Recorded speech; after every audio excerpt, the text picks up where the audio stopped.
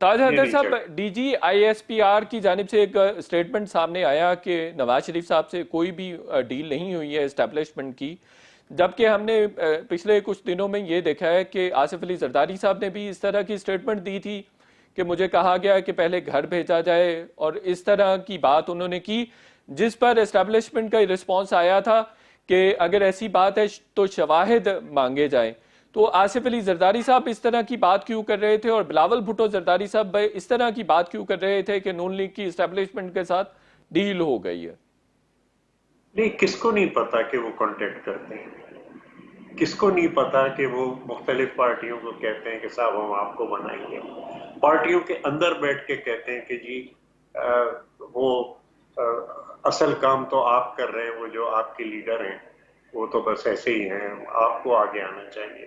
پارٹیوں کو اندر سے توڑنے کی کوشش کرتے ہیں۔ یہ بات کس کو نہیں پتا کہ رابطے کیے جاتے ہیں اور رابطے کر کے پھوٹ ڈالی جاتی ہے۔ اور اسی لیے ہمارا موقف یہ ہے کہ جہاں تک آئین کی حکومت کا معاملہ ہے، جہاں تک جمہوریت کا معاملہ ہے، اس وقت تمام پارٹیاں ایک پلیٹ فارم پہ ہوں، اور ہم نے کوشش کی تمام اختلافات بھلا کے ہم نے چارٹر آف ڈیموکریسی سائن کیا میاں صاحب کے ساتھ۔ جیسے ہی یہ دیکھا گیا کہ یہ دو پارٹیاں جمہوریت کے معاملے پہ اور آئین کے معاملے پہ اب متحد ہیں، تو انہوں نے ایک تیسری پارٹی کھڑی کر دی، کھل کے انہوں نے کہا کہ جی یہ، اور میں تو اب کل مجھے سینٹرل کمیٹی نے پرسوں حکم دیا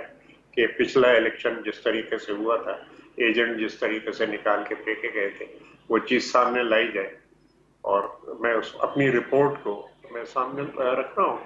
تو یہ چیزیں کہ کیوں آرم فورسز جو ہیں وہ سیاست کے اندر مداخلت کریں، کیوں میسج، آپ تو میسج کی بات کر رہے ہیں نا، انہوں نے تو اٹھا کے 78,471 فارم 45 ہیں ویب سائٹ پہ، جس میں سے صرف 128 پہ دستخط ہیں، اور لاکھوں آدمی اس بات کے گواہ ہیں کہ انہوں نے ایجنٹوں کو اٹھا کے باہر پھینکا۔